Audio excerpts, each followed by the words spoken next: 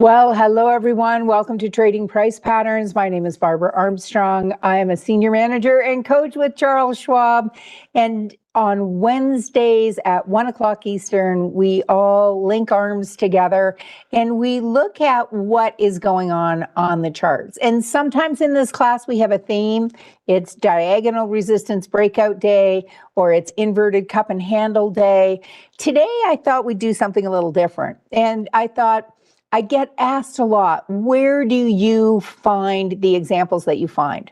So I thought I'd take you through how I approach looking at the markets and looking at opportunities, and just kind of walk you through that process. And in the process of doing that, we'll find what we find and then place trades or manage our trades accordingly. So that's what we're going to do. We've got James Boyd with us in the chat. He's a friend and a fellow coach. If you haven't watched James in action, you are missing out. And he teaches every single day. So there's an opportunity coming your way this afternoon. What time do you teach, James? Is it at 1 o'clock or at 2 o'clock? Yeah, but he's teaching every single day, and you want to take advantage of that because he has, a wealth of knowledge delivered with, a dollop of humor, and that always makes the medicine go down nicely, doesn't it?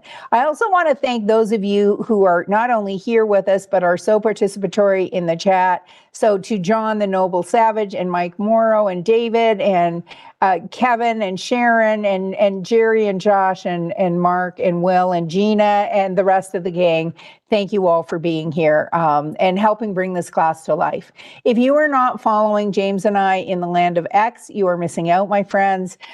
So make sure that you do that. And this is our means of being able to communicate with you outside of webcasts like this. So, and this is the format that we have to use. So I encourage you to use it. I really only use X for my financial life and my coaching life. And my handle, Barbara Armstrong CS, James Boyd CS. So, be there, be square. Know, though, that neither James nor I, nor any other coach will ever reach out to you with a great Bitcoin deal, a crypto deal, private education for a fee. We won't offer to trade your account on your behalf. Those are imposters or scammers. They are after your money. They are not us. So, just be aware of that. As we go forward into class, know that, options carry a high level of risk, aren't suitable for all investors. You have to apply for option trading privileges with Schwab, and not all will qualify. We focus on technical analysis. After all, this class is called Trading Price Patterns, but we, look at the other things. It's pretty hard to ignore what's been going on in the world, what's been happening, politically within our country and others. Tariffs, uncertainty. The market doesn't like uncertainty. We've seen a lot of it in, the first quarter of this year and the first 4 months. So, that has impacted the markets, and we have to take that into account as well. Paper money, we're using the Paper Money software application on the Thinkorswim desktop platform. It is a great place to learn and to hone your skills. There are some nuances and differences. One is that short options will never be assigned early on an American option in Paper Money. That can happen in a live account. So it's important that we recognize that. So we don't get to practice that live, but we certainly get to walk it through. And we've done that often in our webcasts. So I've got, two quick announcements. We're going to do a little bit of an overview, and then we're going to place some new example trades, and that will be our main focus today. We've got a little bit of trade management on the docket as well, but our focus really will be on placing those new trades. Now, for the announcements, I am going to bring up, so door number 1. Is, if you haven't subscribed to the Trader Talks from Schwab coaching channel on YouTube, this is another free resource that you can take advantage of. And when it first comes up, you'll see whatever class is up next or whatever class is currently being taught. And so you can just click on that. And that's how I log into classes when I'm not teaching them. But the new thing I wanted to point out is that we've got a bunch of short videos now. And as the person who is teaching getting started with technical analysis, I love that you have the opportunity to just click on these, and they're little, 1 to 2 minute videos on, what is trend, an intermediate term or long-term trend, that kind of thing. And you're going to see this grow.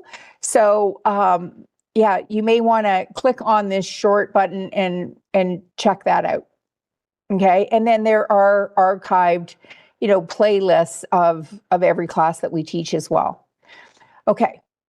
So that is that. The second thing is, if you've never been to a live event, and I can't resist talking about this today because I am packing this evening to get on a plane tomorrow for the event in Dallas. And so if you have not been to schwab.com, and I'll put this in the chat, it will be in the show notes also if you click on more down below if you're watching this in the archives. But if you would like to go to an in-person event this weekend in Dallas, it's not too late to show up, especially if you live in the Dallas area. We'll take care of your breakfast and your lunch. We'll pay for your parking if there's a parking charge, and bring your laptop because there will be internet access and a way to plug for everybody to plug their laptops in, and you can follow along with what we're doing throughout the day. It'll be led by Ben Watson. I'm going to be there lurking in the back of the room. So yeah, if you can attend that would be great. It's an advanced option workshop. Somebody just said that they're going to be at the one in Anaheim. I will be at the one in Dallas and the one in Anaheim. Ben Watson will be at all of these. Kevin Horner lives in Denver, so he will be at the 2-day technical analysis workshop at the beginning of May. Yeah, so we encourage you to check these out, but register quickly because often these fill up. So Chris is saying that he and his wife will be at this event this weekend in Las Colinas. So please come up and introduce yourself. I can't wait to meet you. Jerry is saying that he's going to be at the one in Anaheim. I love doing these as a client. I started back in 2011. So just know that these events, they can really accelerate your learning. And then if you want to see the whole webcast schedule, remember I said James taught every single day that he's here, that he's not off cavorting about in the fields with his dog Jax. Let's go to James here. So you can see, Monday, Trading with Technical Indicators, Investing Master Series. So today it's at 4 o'clock Eastern, Trading Growth and Value Stocks. Thursday's Trading the Trend. So, if you're saying, gee, I wish he taught more, well, he is now. He's teaching every day. Okay? Okay. So let's get into our session for today. So that's my 2 announcements. So SPX.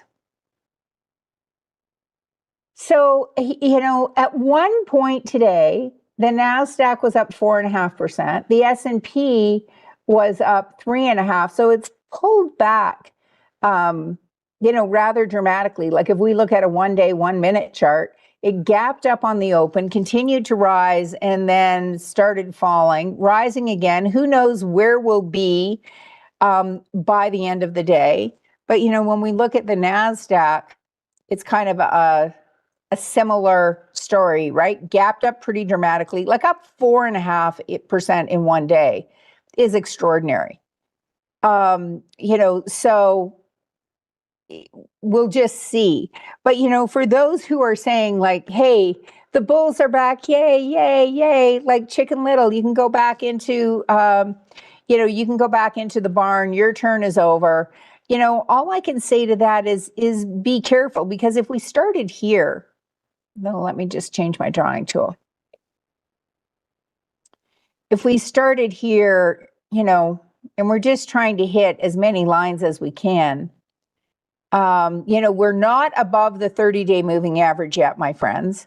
But we've got a bit of a diagonal resistance breakout here depending on how you draw your line, if you were drawing from the top here,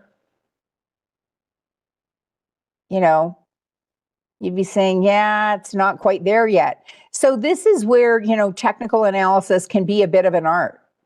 But, as my friend Vince used to say, when something breaks across a line like this, a diagonal resistance breakout, you may want to wait for it to cross the river and then come back and test the ice to determine, like, is it going to bounce? Is the ice going to hold, or is that breakout going to turn out to be a fake out? And I don't know that we have the answer to that yet. One thing though, so here's our diagonal resistance line that I think we want to point out and be aware of. And I pointed this out. I taught Ben's class this morning, and he's doing some great stuff in that trading index options. If you haven't been to that class, you need to check it out. But, we had an old resistance here, right? So that was old resistance, old support, new resistance, and then it hit it again. So once, twice, 3 times a lady, and it's knocking on that door again and not looking like it's about to bust a move through that. And so some of the more cautious amongst us might be saying, hey, this looks pretty bullish. Look at how many really bullish candles we've seen over the last couple of weeks. And the more cautious amongst us might say, yeah, I want to see it break above this resistance level that it's hit 3 times first. Now, what else might the bulls want to point out? Well, they might also want to point out the fact that, let me just shut this one down. And whether you can go from the wick or you can go from the base of the candle, either way, we're seeing a low which was established here 3 days, kind of finishing at this same, or hitting this same kind of level. But we had a low and now we have a higher low. And so we're setting up a wee bit of a pennant here. In which way will it break out? Well, we don't know yet. So, how do you trade? Don't know, not sure. And it's kind of like that hugging a porcupine line that I have been hanging on to lately. It's like, carefully. And you may say, I'm not sure where we're going to be in a month, but I think when I look at a particular stock, this is where we may be for the next few days. And so, when we have this amount of uncertainty, some people will say, sitting on your hands sometimes and being patient is a valid and informed way to make a decision to trade. And other people may say, I'm just going to shorten my perspective and look just out this far, given the context of what's happening in the broader market. Okay, I'm just looking at the chat. Okay, so, here's our S&P. We're still down. Well, I should have started it the other way. Still down 12%, but that's a decided improvement from the 21% we were down. And the NASDAQ, similar theme, right? Looks like we could have a diagonal resistance breakout, but it's still below the 30-day moving average. And, we have this similar kind of support range, support becoming resistance. And, has it broken decidedly above that? Not yet. So those are things to watch for. And then when we come to the VIX, we're sitting, again, it's dropped almost 7%, and the bulls are going, yay, yay, victory lap, victory lap. It's like, okay, it's still at 28.5. Like, holy smokes, Batman. Like, if we go back and look at a 2-year chart, how often has it hit above 27? Like, if I change this to where we are today, so I'm going to edit this and make it 28.5. Like, the net of it is, like, how often have we been there? Yeah, almost never. Once, twice, we came close to it. So, and then this latest free for all. So we're still at the very high end. And so, what may we do? James is saying, come on down. Yeah. Yeah. So we may want volatility to come on down, but in the meantime, we've got some juicy premiums. So maybe we want to be more of a seller than a buyer. So that's something that we may, my grandfather used to say, you could put that in your pipe and smoke it, so kind of something to mull over, right? Right. And, where are we with respect to indices? Well, if we come and we look at the sector indices, over the last 3 months, I don't think anything has changed in the last day. Consumer staples still leading the charge. Discretionary and technology still at the bottom of the heap, and energy trying to worm its way in for, a spot in the last place, on the last place podium. And, you see stocks like Restoration Hardware, that have been really hammer smashed. And this is a 2-year chart. If we come to a 9-month chart, that's a whole lot of ugly to go from 457 to 123.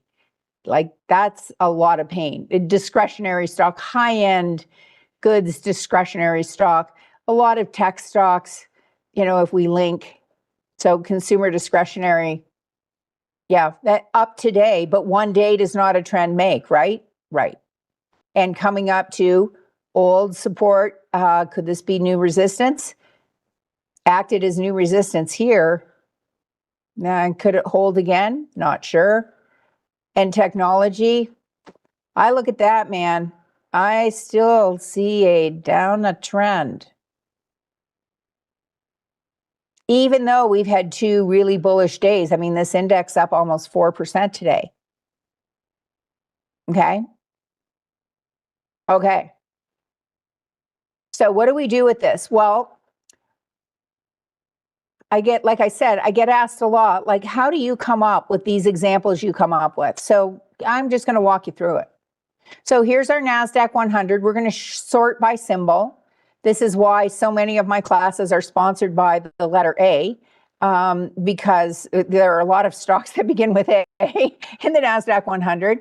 So if we look at Apple, does this look similar to the NASDAQ chart? Kind of does, doesn't it? We've gone from 260 down to 169, old resistance. And remember, these are not like finite numbers.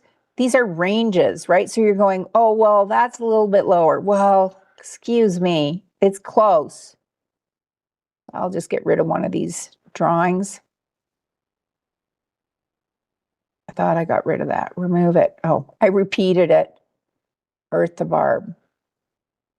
Okay, so we have resistance, new support. Now this is coming up, gapped up on the day. It's still up 2.5%, but it's got to get past, the first gauntlet is this 30-day moving average, which it really hasn't been above since the middle of like February 25th.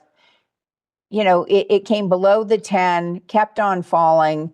And from March 7th or March 8th, it looks like this has acted more like a resistance level than anything else. And it's up kind of flirting with the 30-day moving average now. But we have a low and a higher low. But if we're thinking, it could go sideways. Now, it could just march back up the hill like it marched down the hill. Well, it rolled down at fairly great speed, But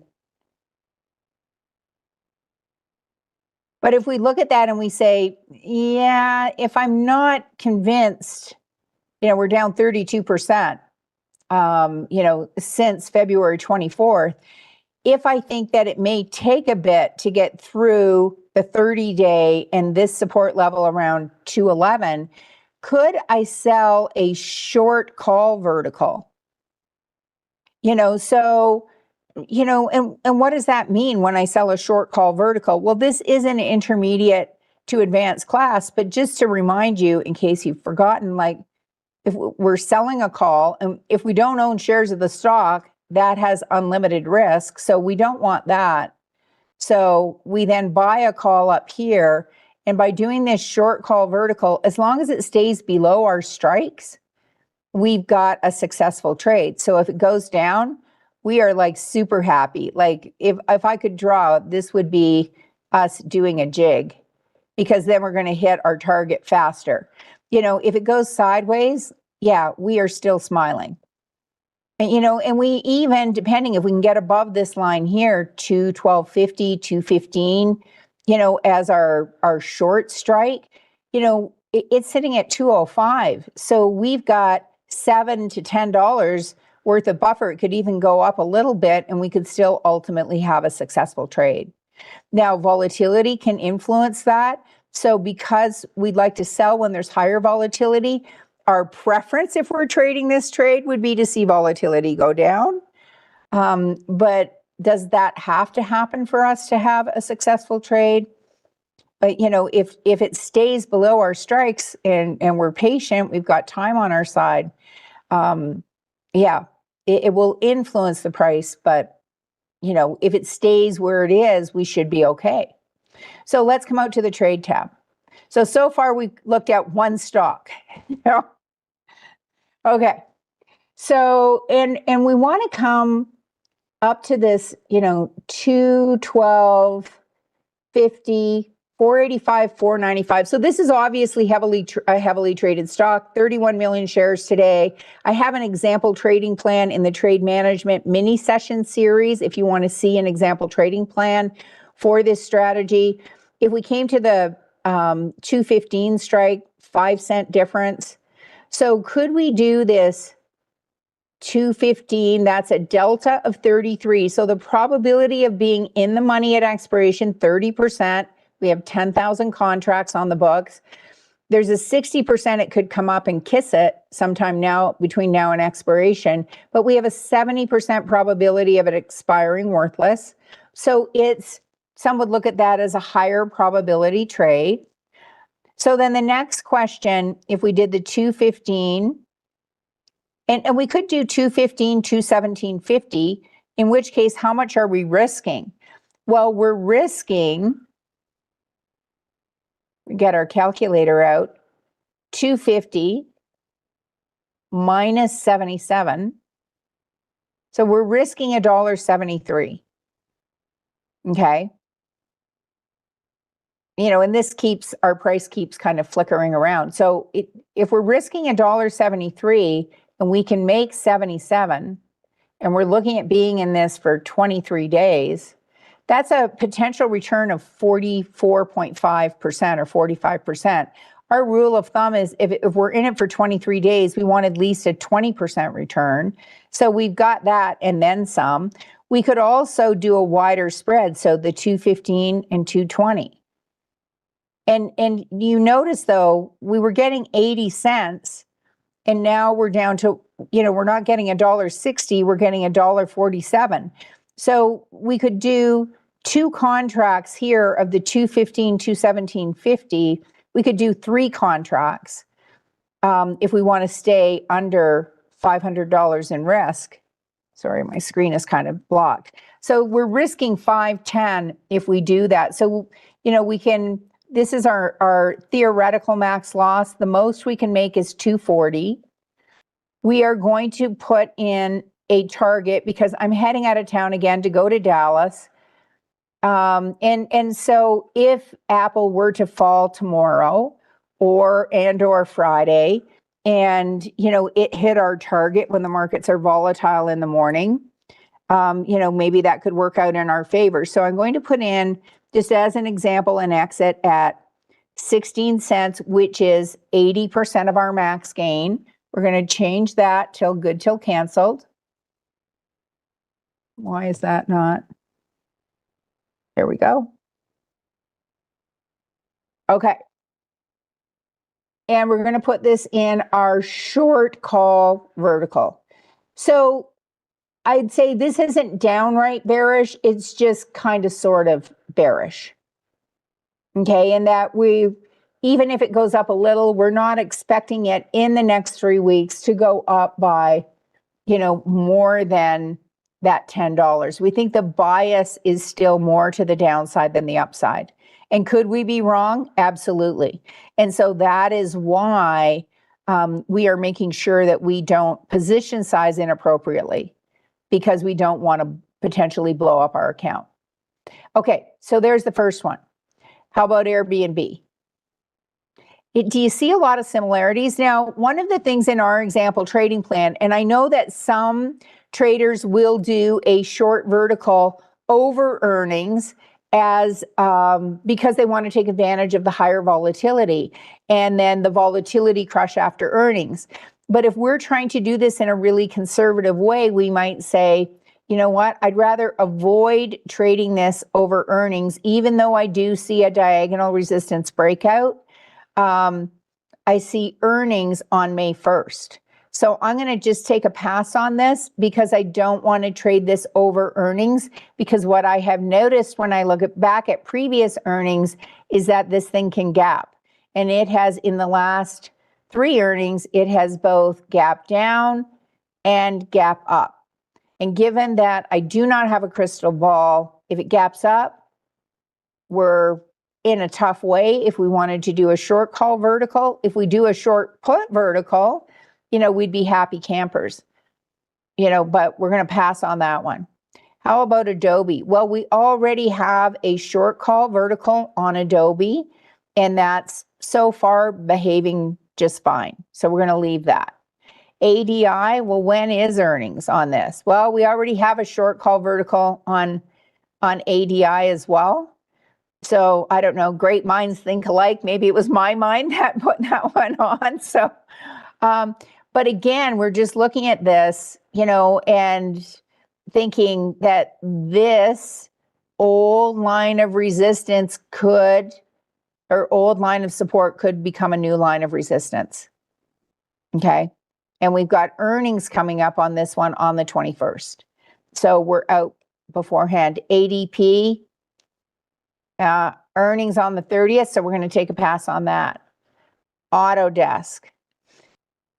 So I find this interesting because I think we talked about this in our Getting Started with Technical Analysis, and we said we had this uptrend and then a pennant, and you know, which way was it going to break? Turns out it broke to the downside.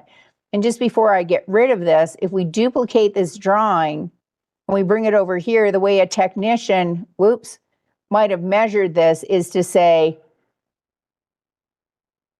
let me come up to 6 months. A potential target, if this broke to the downside, would be, I just can't seem to work my drawing tools very well today, would be a target down around here. And what do you know? I mean, it came right down to that target. So I do find technical analysis really fascinating to this day. You know, and I was first introduced to it in July of 2011, and I'm as intrigued by it now as I was then. But you know, if we look at this, you know, it's come down and it's come up several times to this 267 mark, but seems to be having trouble going beyond that. And so, you know, when do we have earnings coming up? Not until June. You know, the last earnings announcement is, you know, this is where it broke down and it hasn't really recovered since.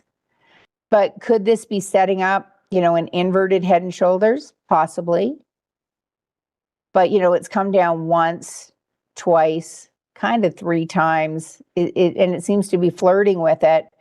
I wonder, you know, could we sell something up here around this 280 mark above the 200-day moving average? You know, with volatility being so high, is that even a possibility? If we scroll down here, again, we're looking at 23 days to the May monthlies. Here's the 280. We've got 130 contracts, 20-cent bid-ask spread, a delta of 29. It's at 266, so we have $14 worth of wiggle room. Question is, can we get enough premium for it to be worthwhile? Well, 75 cents on a 250 wide spread. So that's 70 divided by, well, if we just do the math,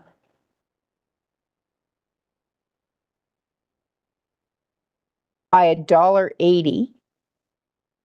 So 70 divided by $1.80. I'm just going with those numbers. That's a 38% potential return. And if we come and we look at this on the chart, here's our line. You know, it's just below this line. So it would have to break above this support, this resistance level, the 200-day moving average. The top of today's candle might be considered another potential resistance level. So you've got 4 levels of resistance that it has to get through to get to our strike. And so, you know, if we say, well, that might be interesting then. And how many of these could we do? Well, we could do 3. Because if we do 3, how much are we risking? Oh, 550. You might say, no, you know, my number's 500 and I don't want to go above that. Well, then we do 2. And then we're risking 366. Are we okay with that? We're okay. We're going to come to edit, single order, first trigger sequence. Now, just because we're putting an exit in, and I'm using this 20% of our max gain as an example, doesn't mean we have to wait until we get that. What if on Friday we look at this and we say, like, hey, you know what? Like, this is, now we're going to 50. Let's just see if we can get this through. You know, if we've got 50% of our max gain in a couple of days, we might just decide to take it. You know, so we could do that. No saying that you can't, you know, change your mind on an exit if you get, you know, a nice piece of it in a shorter period of time. What you may not want to play with, though, is your position sizing. And say, no, I'm not going to risk $1,000 just because I'm so sure this one is going to work out. Well, why would you place a trade if you didn't believe it was going to work out? Well, the answer is you just might decide not to place that trade. So AEP, earnings on the horizon, May 6th. How about AMAT? Well, we already have a short call vertical on AMAT, and it's kind of percolating along. So we're going to leave that. AMD, we've got earnings coming up. Now, May 6th, are we sure? Well, we could do something for 9 days. That's a pretty short-term trade. It's a very short-term trade. When volatility is high, the midpoint and the ask tend to be further apart. Sometimes bid-ask spreads will be further apart as well. And, you know, we've got earnings coming up May 1st. So sometimes it's like, this may look delicious from a trend perspective, but if we've got earnings coming up, and, you know, we have earnings coming up on May 1st, you know, this has been in a pretty steep downward channel, hasn't it? Broke above today, but is it still below the 30-day? Yes. Is it below the 200? Yes. How many days has it spent above this breakout? 1. Where is it trading now? Below where it opened. Still higher, like higher by 5%, so nothing to sneeze at. But, you know, do we want to lay our money down saying, ooh, this is a breakout? Yay. Yeah, no. I'm saying no, not yet. And we got earnings right around the corner. And Amazon. Like, what does Amazon do? Some might say, is it consumer staples? I bet you it's consumer discretionary. Consumer discretionary. Some of the things you might buy might be staples. Some might be discretionary. We call Coke a staple. That continues to befuddle me. But in any event, you know, a lot of people, there has been the term they like to use in the market, a lot of demand destruction. It just means people are buying less. And, you know, are prices going to ultimately reflect the cost of these new tariffs? Tariffs are a form of tax, you know, being implemented, and might companies have to pass some of those tariffs on? Or you're going to see maybe a combination of price increase and profit decrease for these companies. You know, so yeah. So might Amazon continue to be hit, especially if they're bringing in a lot of products from countries like, oh, I don't know, China. So we're just going to keep our money in our pocket on that one for now. Not that it's not a great company, but sometimes you cheer them on from the sideline with your money in your pocket, until you have a higher degree of confidence. And when I look at this, what a lovely line, right? Do you see what I see? We're playing I Spy, kind of right along that 30-day moving average. And today, like, it blew through it, now back underneath it. And this is looking, a little bit like that candle pattern that is saying, our shooting star. It's not quite, this is a little bit of a fat bottom, but if we see confirmation tomorrow that, if tomorrow's candle closes below the body of today's candle, that's saying, yeah, I expect this downtrend to continue. We haven't seen it yet. We also have earnings on the horizon, so we're going to keep on walking down the road. ASML just had earnings, didn't seem to have a positive reaction. Even though it beat estimates on earnings, we're going to let that one roll. How about AVGO? And this is another one that's been kind of in a bit of a channel, right? So if I get rid of that line and then duplicate this line,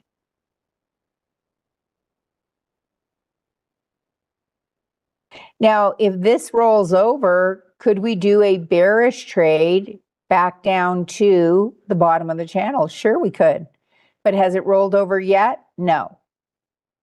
So we could put in an alert and just come down here and say, where's my alert?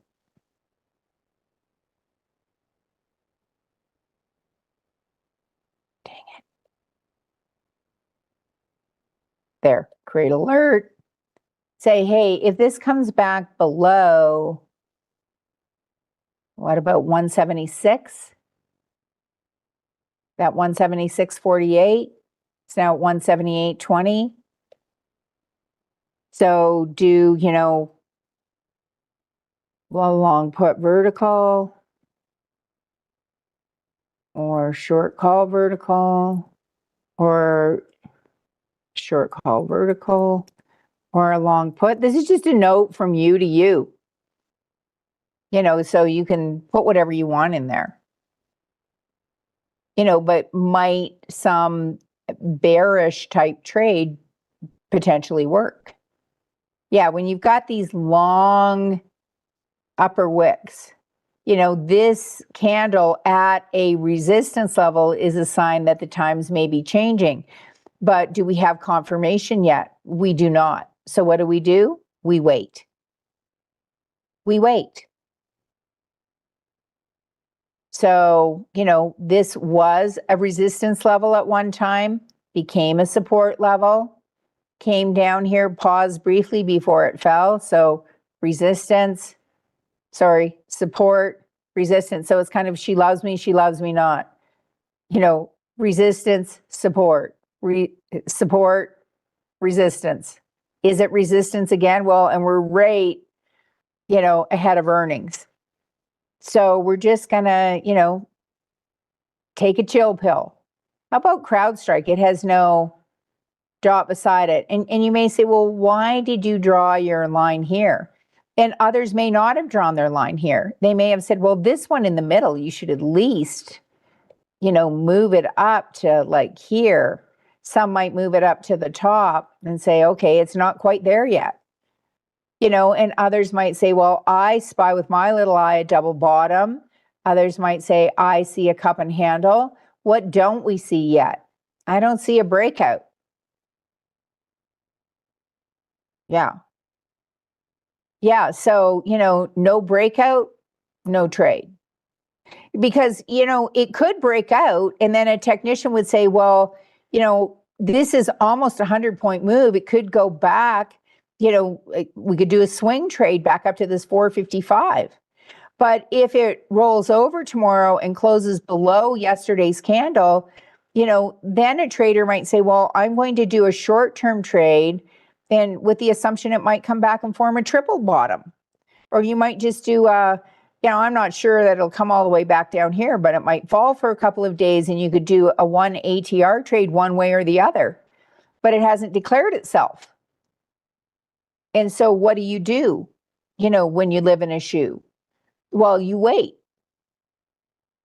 And so patience, and I am not by nature a super patient person, but patience pays off in the world of trading, right? Right. And so, you can just, if you're saying, well, I want to avoid earnings, one of the things you can do, just don't click on anything that has a dot. Come to CSX. Okay, downtrend appears to be continuing. What might you do with that? Well, I don't know. Dash, kind of, some might say I see a diagonal resistance breakout. Others might say I just see kind of a hot mess. This is where, others might say, geez, this looks like, a head and shoulders. Could this break again? I mean, who knows? Datadog. So just continue going through. Okay. So yeah, we could all use an emotional support animal these days, I think. Somebody's talking about getting an emotional support jacket for James's dog. Jax, I'm going to look at one more stock just because I have James with me. He was out working in his yard, and I'm going to out you on this. He was wearing Crocs, and he didn't put sunscreen on his feet. Remember that, James? And he got a little polka dot sunburn on his feet. But we've always said, don't mock the Crocs. Here's something trading in a range. Can we trade something that's trading in a range? We can. But, we were trading this because it was in our snack bracket with trading a smaller account. It used to be a long time ago, about $20 a share. And even though it's kind of fallen on hard times, it's not $120 a share anymore. Yeah, but we've seen a number of stocks like Dollar Tree, it was in a trading range since last September and is now breaking out. And, some would say it's crossed the river and it has tested the ice and is continuing on to the upside. So guys, that's a wrap for today. So as we close, here are my asks for you. 1, hit the like button. It helps move this up in the algorithm so more people can find this content. 2, follow Mr. Boyd and I on X, James Boyd CS, Barb Armstrong CS. 3, don't forget to subscribe to the channel if you haven't done so already. 4, if you've never come to an in-person event, check the schedule, and if there's one near you, check it out. I mean, I would get on a plane. I flew to Salt Lake City. How do you think I ended up with this job? Like, I started as a client and ended up as a coach, or I'd fly to DC, or I was living in Michigan. I'd drive to Chicago. It wasn't just because I wanted to get out of Michigan. It was a lovely state, but I wanted to learn. And so, it's worth, I think, what it takes to get there. And I've seen at these live events, people coming in from all over the country.